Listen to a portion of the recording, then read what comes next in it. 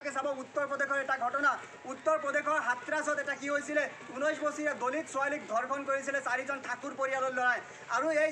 ঠাকুৰ পৰিয়াল 4জন ল'ৰাই যেতিয়া ধৰ্ষণ কৰিলে, পুলিচৰ দায়িত্ব আছিলে কেছ গ্ৰহণ কৰা। যেতিয়া ছোৱালীজনীৰ ঘৰৰ পৰা গৈছে কেছ দিবলৈ, যে গোচৰ দিবলৈ, যে মোৰ ভনীক ধৰ্ষণ কৰা হৈছে, ধৰ্ষণ কৰি মোৰ ভনীক হত্যা কৰা হৈছে, তেতিয়া পুলিচৰ প্ৰথম দায়িত্ব আছিল সেইটো কমপ্লেইন গ্ৰহণ কৰা আৰু তাৰ ভিত্তিত FIR ৰুজু কৰা। কিন্তু পুলিচে সেইটো নকৰিলে। পুলিচে কি কৰিলে, যে পুলিচে সেই FIR গ্ৰহণ নকৰিলে। পুলিচে FIR গ্ৰহণ নকৰাৰ পিছত যেতিয়া সৰ্বভাৰতীয় পৰ্যায়ত দেখা গ'ল, বিভিন্নজনে আন্দোলন আৰম্ভ কৰিছে, বিভিন্নজনে মাত মাতিছে যে এইটো অন্যায় হৈছে। কিয় আদিত্যনাথ চৰকাৰে, কিয় আদিত্যনাথৰ পুলিচে এইটো কেছ গ্ৰহণ নকৰিব? কিয়নো ভাৰতীয় সংবিধান, কিয়নো ভাৰতীয় যি আইন ব্যৱস্থা, ইণ্ডিয়ান পেনেল কোড মতে কোৱা হৈছে যে 166A IPC ছেকশ্যন অনুযায়ী কোৱা হৈছে যে পুলিচে FIR গ্ৰহণ কৰিবলৈ বাধ্য। যদি আপুনি কোনোবা পুলিচৰ থানাত যাই কেনে কোনোবা কমপ্লেইন কৰে, পুলিচে সেইটো কমপ্লেইন গ্ৰহণ কৰিবই লাগিব। আৰু যদি নকৰে তেনেহ'লে পুলিচৰ বিৰুদ্ধে আপুনি যাব পাৰিব। কিন্তু উত্তৰ প্ৰদেশ পুলিচে কি কৰিলে, যদিও আমাৰ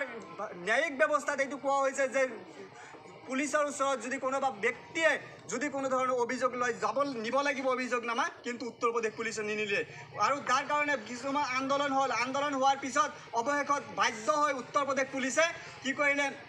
সেই FIR গ্ৰহণ কৰিলে, যদিও যাতে সেই ঠাকুৰ পৰিয়ালে যেতিয়া কোনো ধৰণৰ শাস্তি নাপায়, সেই নৰহিপাচকেইটা যাতে কোনো ধৰণৰ শাস্তি নাপায়। আৰু সেইকাৰণে কি কৰিলে, উত্তৰ প্ৰদেশ পুলিচে সকলো নথি পত্ৰ, সকলো ধৰণৰ প্ৰমাণ পত্ৰ গায়েব কৰি দিয়াৰ কাৰণে সেই ছোৱালীজনীক ৰাতি 2 বজাত আহি কেলে ৰাতিৰ অন্ধকাৰত জ্বলাই দিলে, যাতে কোনো ধৰণৰ প্ৰমাণ পোৱা নাযায় আৰু সেই ঠাকুৰ পৰিয়ালখিনিয়ে যাতে কোনো ধৰণৰ শাস্তি নাপায়। আৰু ইয়াৰ বিৰুদ্ধে যদি কোনোবাই মাত মাতিছে, যদি কোনোবাই কৈছে যে সেই ছোৱালীজনীক ন্যায় দিব লাগিব, ছোৱালীজনীক ভুক্তভোগী পৰিয়ালৰ ন্যায় দিব লাগিব, তেনেহ'লে তেওঁ বোলে অপৰাধী, তেওঁক বেয়া হেৰি কৰা হৈছে। এই ক্ষেত্ৰত উত্তৰ প্ৰদেশত আমাৰ কেম্পাছ ফ্ৰণ্ট অফ ইণ্ডিয়াৰ নেশ্যনেল ট্ৰেচাৰাৰ আতিকুৰ ৰহমানে ভুক্তভোগী পৰিয়ালৰ লগত দেখা কৰিবলৈ গৈছিলে। কিন্তু দুৰ্ভাগ্যৰ কথা যে সেই ছোৱালীজনীৰ লগত, ছোৱালীজনীতো গৈছে, ছোৱালীজনীৰ পৰিয়ালৰ লগত লগ কৰিব যোৱাৰ সেইখিনি সময় তেওঁলোকৰ নহ'লে তেওঁলোকক ৰাস্তাতে গ্ৰেপ্তাৰ কৰিলে। আৰু ৰাস্তাত গ্ৰেপ্তাৰ কৰি কেনেতো ক'লে যে পপুলাৰ ফ্ৰণ্ট অফ ইণ্ডিয়াই গোটেই দেশতে আন্দোলন আৰম্ভ কৰি দিছে, পপুলাৰ ফ্ৰণ্ট অফ ইণ্ডিয়াই গোটেই ভাৰতবৰ্ষত অশান্তিৰ সৃষ্টি কৰিছে, পপুলাৰ ফ্ৰণ্ট অফ ইণ্ডিয়াই গোটেই উত্তৰ প্ৰদেশত অশান্তিৰ সৃষ্টি কৰিছে, অশান্তিৰ সৃষ্টি কৰি এনেকুৱা এটা ষড়যন্ত্ৰ কৰিছে। এতিয়া চাওক, আপোনাৰ ছোৱালীক কোনোবাই ধৰ্ষণ কৰিলে, মাৰি পেলালে, আৰু মাৰি পেলোৱাৰ পিছত যদি কোনোবাই যাই কেনে কয় যে এইটো অন্যায় হৈছে, সেই ছোৱালীজনীৰ পৰিয়ালে ন্যায় পাব লাগে, তেনেহ'লে তেওঁ অপৰাধী হ'লনে? তেনেহ'লে তেওঁ অপৰাধী হ'ল? অপৰাধী নহয়। কিন্তু উত্তৰ প্ৰদেশত কি কৰিলে, নেশ্যনেল ট্ৰেচাৰাৰ, আমাৰ কেম্পাছ ফ্ৰণ্ট অফ ইণ্ডিয়াৰ নেশ্যনেল ট্ৰেচাৰাৰ আতিকুৰ ৰহমানক উত্তৰ প্ৰদেশ পুলিচে ভুক্তভোগী বনাই পেলাই অপৰাধী সজাই দিলে। অপৰাধী সজাই বৰ্তমান তেওঁ UPৰ আণ্ডাৰত জেলত আছে। গতিকে এইবোৰ কথা যেতিয়া ইয়াৰ বিৰোধ কৰা হয়, আৰু এইটো কিয় পপুলাৰ ফ্ৰণ্ট অফ ইণ্ডিয়াৰ নাম ওলাইছে, কিয় উত্তৰ প্ৰদেশ পুলিচে পপুলাৰ ফ্ৰণ্টৰ নাম কৈছে, তাৰ মানে পপুলাৰ ফ্ৰণ্ট অফ ইণ্ডিয়াৰ নাম কোৱাৰ লগে লগে উত্তৰ প্ৰদেশ পুলিচ, BJP চৰকাৰ, RSS সকলোৱে জানে যে পপুলাৰ ফ্ৰণ্টৰ নাম কৈ কেনে যদি আমি বস্তুটো যদি ঢাল খুৱাই দি দিওঁ, তেনেহ'লে আমাৰ যি নাকামিয়াবী, আমাৰ যি অকৰ্মণ্যতা, সেইবোৰ আৰু মিডিয়াত নাবাজে, আমি একেবাৰে আৰামত বাচি যাম। আৰু নিজৰ নাকামিয়াবী ছুপাবৰ কাৰণে, নিজৰ নাক বচাবৰ কাৰণে সদায় দেখা গৈছে পপুলাৰ ফ্ৰণ্ট অফ ইণ্ডিয়াৰ বিৰুদ্ধে মিছা কথা কৈছে। গতিকে যদি কোনোবাই আপোনালোকক সোধে যে পপুলাৰ ফ্ৰণ্ট অফ ইণ্ডিয়া বেয়া, যদি কয় যে পপুলাৰ ফ্ৰণ্ট অফ ইণ্ডিয়া বেয়া, আপোনালোকে তেওঁলোকক সোধক যে পপুলাৰ ফ্ৰণ্ট অফ ইণ্ডিয়া কেনেকৈ বেয়া হ'ল। যদি পপুলাৰ ফ্ৰণ্ট অফ ইণ্ডিয়া বেয়া হৈছে, তেনেহ'লে চৰকাৰে এই পপুলাৰ ফ্ৰণ্ট অফ ইণ্ডিয়াক বেন নকৰে কিয়? চৰকাৰে পপুলাৰ ফ্ৰণ্ট অফ ইণ্ডিয়াক নিষিদ্ধ নকৰে কিয়? কিয়নো যদি ভাৰতীয় সংবিধানৰ article 19 clause 1 sub clause C মতে কোৱা হৈছে ৰাইট টু ফৰ্ম এছ'চিয়েশ্যন, সংগঠন জন্ম দিয়াৰ অধিকাৰ আমাক সংবিধানে দিছে। কিন্তু সেই সংগঠন কি হ'ব লাগিব, সামাজিক কাম কৰিব লাগে, ভাল কাম কৰিব লাগে, বেয়া কাম কৰিব নোৱাৰে। আৰু যদি বেয়া কাম কৰে তেনেহ'লে সেইখন সংগঠনক চৰকাৰে নিষিদ্ধ কৰিব পাৰে। চেণ্ট্ৰেলতো তোমালোকৰ BJP চৰকাৰ, অসমতো BJP চৰকাৰ, বিভিন্ন ৰাজ্যত BJP চৰকাৰ হোৱাৰ স্বত্তেও পপুলাৰ ফ্ৰণ্ট অফ ইণ্ডিয়াক কিয় তোমালোকে বেন কৰিব পৰা নাই? কিয়? তোমালোকেতো এইটো ভালকৈ জানা যে পপুলাৰ ফ্ৰণ্ট অফ ইণ্ডিয়াই একমাত্ৰ সংগঠন যিয়ে নেকি RSSক উপযুক্ত জবাব দিয়ে। RSSৰ উপযুক্তভাৱে RSSৰ বিৰোধ কৰা এটাই মাত্ৰ সংগঠন আছে, যোনখন সংগঠনৰ নাম হৈছে পপুলাৰ ফ্ৰণ্ট অফ ইণ্ডিয়া। তোমালোকে জানা তোমালোকৰ মূল শত্ৰু হৈছে পপুলাৰ ফ্ৰণ্ট অফ ইণ্ডিয়া, আৰু সেই পপুলাৰ ফ্ৰণ্ট অফ ইণ্ডিয়াক তোমালোকে কিন্তু বেন কৰিব পৰা নাই। তাৰ কাৰণ হৈছে পপুলাৰ ফ্ৰণ্ট অফ ইণ্ডিয়াই কোনো বেয়া কাম নকৰে, কেৱল মাত্ৰ তোমালোকৰ নাক বচাবৰ কাৰণে, কেৱল মাত্ৰ RSSৰ যি শ্ৰুতলিপি, সেই RSSৰ শ্ৰুতলিপি মতে কাম কৰাৰ কাৰণে তোমালোকে পপুলাৰ ফ্ৰণ্ট অফ ইণ্ডিয়াৰ বিৰুদ্ধে তোমালোকে এনেকুৱা মিছা অভিযোগ কৰিছা। তোমালোকে এইটো প্ৰমাণ দিয়া যে পপুলাৰ ফ্ৰণ্ট অফ ইণ্ডিয়াই বেয়া কাম কৰিছে চাব তেওঁলোকে প্ৰমাণ দিব নোৱাৰে তেওঁলোকৰ হাতত কোনো ধৰণৰ প্ৰমাণ নাই বিভিন্ন সময়ত পপুলাৰ ফ্ৰণ্ট অফ ইণ্ডিয়াৰ বিভিন্ন নেতাক কেম্পাছ ফ্ৰণ্ট অফ ইণ্ডিয়াৰ বিভিন্ন নেতাক বিভিন্ন সময়ত ভুৱা গোচৰত জেলত নি ভৰাই থৈছে কিন্তু পুলিচে কোনো ধৰণৰ চাৰ্জশ্বিট দিব পৰা নাই কোনো ধৰণৰ প্ৰমাণ দিব পৰা নাই আদালতত যাই কিনে পুলিচ মুখ থেকে চাগাই ঘূৰি আহিবলগীয়া হৈছে গতিকে আপোনালোকক অনুৰোধ যে পপুলাৰ ফ্ৰণ্ট অফ ইণ্ডিয়াৰ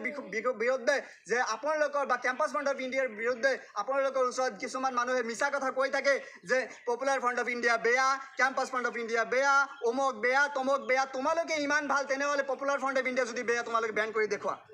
কিন্তু তেওঁলোকে নোৱাৰে তাৰ কাৰণ পপুলাৰ ফ্ৰণ্ট অফ ইণ্ডিয়াই কোনো বেয়া কাম নকৰে কেৱল মাত্ৰ তেওঁলোকে নিজৰ স্বাৰ্থ ৰক্ষাৰ কাৰণে নিজৰ গাদী ৰক্ষাৰ কাৰণে নিজৰ যি বছ আছে আৰ এছ এছৰ চুটলিপি পালন কৰাৰ কাৰণে কেৱল মাত্ৰ তেওঁলোকে পপুলাৰ ফ্ৰণ্ট অফ ইণ্ডিয়াৰ মিছা নাম কৰি তেওঁলোকে কেৱল মাত্ৰ ৰাজনীতি কৰি আছে যোৱা কিছুদিন আগত যেতিয়া CAA প্ৰটেষ্ট হৈছিলে সমগ্ৰ ভাৰতবৰ্ষত CAA প্ৰটেষ্ট হৈছিলে অলপ শুনিব সমগ্ৰ ভাৰতবৰ্ষত CAA প্ৰটেষ্ট হৈছিলে যেতিয়া সমগ্ৰ ভাৰতবৰ্ষত CAA প্ৰটেষ্ট হ'ল তেতিয়া কি কৰিছিলে নিজৰ অস্তিত্ব বচাবৰ কাৰণে বিজেপি চৰকাৰে ফটকে কৈ দিলে যে পপুলাৰ ফ্ৰণ্ট অফ ইণ্ডিয়াই শাহিনবাগত আন্দোলন কৰিছে তাতে কেৱল মাত্ৰ পপুলাৰ ফ্ৰণ্ট অফ ইণ্ডিয়াই আন্দোলন কৰা নাই গোটেই ভাৰতবৰ্ষত কেৱল মাত্ৰ পপুলাৰ ফ্ৰণ্টে আন্দোলন কৰা নাই সকলো দল সংগঠনে আন্দোলন কৰিছে যোনে নিজকে প্ৰকৃত যোনে ভাৰতীয় সংবিধানক সন্মান কৰে যোনে ভাৰতীয় গণতন্ত্ৰক সন্মান কৰে যোনে ভাৰতীয় ধৰ্ম নিৰপেক্ষতাৰ নীতিক সন্মান কৰে সেই প্ৰত্যেকজন মানুহে CAAৰ প্ৰটেষ্ট কৰিছে CAAৰ বিৰুদ্ধে আন্দোলন কৰিছে CAA তেওঁলোকে মানা নাই আজি চাওক CAA এনেকুৱা এখন আইন যোনখন আইনত কোৱা হৈছে যোনখন আইন এখন ভাৰতীয় সংবিধান বিৰোধী আইন যোনখন আইন এখন কলা আইন আৰু সেই কলা আইন দেশৰ মানুহে নামানে আৰু সেই আইনখন নৰেন্দ্ৰ মোদী চৰকাৰে মানুহৰ ওচৰত জাপি দিব বিচাৰিছে জোৰ কৰি দিব বিচাৰিছে যে আপোনালোকে এইখন আইন মানিবই লাগিব অথচ ভাৰতৰ মানুহে কিন্তু সেই আইন বিচৰা নাই তেনেহ'লে গণতান্ত্ৰিক দেশত চৰকাৰৰ দায়িত্ব যদি নাগৰিকে কৈছে যদি জনসাধাৰণে কৈছে যে এই আইন আমি নামানো তেনেহ'লে চৰকাৰৰ এইটো নৈতিক দায়িত্ব আছিল সেই আইন অতি সোনকালে বাতিল কৰা কিন্তু কেৱল মাত্ৰ RSSৰ যি চুটলিপি RSSৰ চুটলিপিত কাম কৰাৰ কাৰণে নৰেন্দ্ৰ মোদী চৰকাৰে সেই আইন বাতিল নকৰিলে সেই আইন বাতিল নকৰি যিসকলে এই আন্দোলনত যোগদান কৰিলে CAA বিৰোধী আন্দোলন কৰিলে তেওঁলোকক মিছা কেছত বিভিন্ন সময়ত গোচৰ ৰুজু কৰি তেওঁলোকক জেলত ভৰাই থৈ দিছে অখিল গগৈ ডাঙৰীয়া আজিও জেলত আছে কিয় জেলত আছে ভাৰতীয় সংবিধানৰ article 19 clause 1 sub clause B মতে কোৱা হৈছে right to assemble peacefully without arms অস্ত্ৰ শস্ত্ৰ নোহোৱাকৈ শান্তিপূৰ্ণভাৱে যিকোনো মানুহ সমবেত হ'ব পাৰে ভাৰতৰ মানুহ সমবেত হৈ তেওঁলোকে তাতে কিবা ক'ব পাৰে নিজৰ মত প্ৰকাশ কৰিব পাৰে আৰ্টিকেল 19 ক্লজ 1 সাব ক্লজ এই মতে মত প্ৰকাশৰ স্বাধীনতা দিয়া হৈছে গতিকে অখিল গগৈ ডাঙৰীয়াই যি আন্দোলন কৰিছিলে অখিল গগৈ ডাঙৰীয়াই একগোট হৈ কেনে কেৱল মাত্ৰ কৈছিলে যে CAA এখন বেয়া আইন নাগৰিকত্ব সংশোধনী আইন যোনখন বনাই আছে নৰেন্দ্ৰ মোদী চৰকাৰে এইখন এটা বেয়া আইন এইখন কলা আইন এই আইন আমি নামানো আৰু ইয়াৰ কাৰণে নৰেন্দ্ৰ মোদী চৰকাৰৰ সৰ্বানন্দ সোণোৱালৰ পুলিচে কি কৰিলে অখিল গগৈ ডাঙৰীয়াক আজি পৰ্যন্ত জেলত ৰাখিছে গতিকে আমি এইবোৰ বুজি পাব লাগিব আমি এই অন্যায়ৰ বিৰুদ্ধে মাত মাতিব লাগিব যদি আজি আমি অন্যায়ৰ বিৰুদ্ধে মাত নামাতো আমি যদি এই অন্যায় সহ্য কৰি থাকোঁ আগন্তুক দিনত আমাৰ ল'ৰা ছোৱালী ইয়াতকৈ বেছি ভয়ংকৰ বিপদৰ ফালে গতি কৰিব আজি আপুনি বহুত সময়ত ভাবোঁ যে সঁচা কথা ক'লেইতো মোক জেলত নি যাব যদি সঁচা কথা কওঁ মোক পুলিচে উঠাই ল'ব হয় পুলিচে উঠাব মোক জেলত দিব মই আজি জেলত যাবলৈ বাধ্য হ'ব লাগিব কাৰণ আজি যদি মই জেলত যোৱাৰ ভয়ত যদি মই সঁচা কথা নকওঁ কাইলৈ মোৰ ল'ৰা ছোৱালীয়ে কাৰোবাৰ গোলামী কৰিব লাগিব মোৰ ল'ৰা ছোৱালী কাৰোবাৰ অত্যাচাৰ সহ্য কৰিব লাগিব মোৰ ল'ৰা ছোৱালীক কোনোবাই আহি কিনে অত্যাচাৰ কৰিব বিভিন্ন সময়ত বিভিন্ন সমস্যাৰ বলি হ'ব লাগিব আৰু তেতিয়া কিন্তু আমি একোই কৰিব নোৱাৰিম যাৰ কাৰণে আমি আমাৰ ভৱিষ্যত প্ৰজন্মৰ প্ৰতি লক্ষ্য ৰাখি আমি এই অন্যায়ৰ বিৰুদ্ধে মাত মাতিব লাগিব আৰু পপুলাৰ ফ্ৰণ্ট অফ ইণ্ডিয়া এনেকুৱা এটা কাম কৰি আছে যোনখন কামে নেকি এনেকুৱা এটা কাম কৰি আছে যাৰ জৰিয়তে নেকি পপুলাৰ ফ্ৰণ্ট অফ ইণ্ডিয়াই ভাবে যে সমগ্ৰ ভাৰতবৰ্ষত ভাৰতীয় সংবিধানে যি আমাক সমতা দিছে সেই সমতাৰ অধিকাৰৰ ভিত্তিত সমগ্ৰ ভাৰতবৰ্ষত সকলো জাতি ধৰ্ম বৰ্ণ নিৰ্বিশেষে সকলো মানুহে যাতে একেলগে আমি শান্তিৰে মিলা প্ৰীতিৰে বসবাস কৰিব পাৰোঁ সেই আশা ৰাখি পপুলাৰ ফ্ৰণ্ট অফ ইণ্ডিয়াই কাম কৰি গৈ আছে গতিকে আমি আশা ৰাখিছোঁ যে পপুলাৰ ফ্ৰণ্ট অফ ইণ্ডিয়াৰ লগত আপোনালোকে সকলোৱে লগ দিব আমিও পপুলাৰ ফ্ৰণ্ট অফ ইণ্ডিয়াৰ এই যি নীতি আদৰ্শ যে সকলো ভাৰতীয় আমি আৰু সকলো ভাৰতীয় একগোট হৈ আমি একেলগে মিলা প্ৰীতিৰে থাকিম পপুলাৰ ফ্ৰণ্ট অফ ইণ্ডিয়াৰ যি আদৰ্শ এই আদৰ্শৰ লগত আমিও আছোঁ আৰু আপোনালোকক সহযোগিতা বিচাৰিছোঁ ধন্যবাদ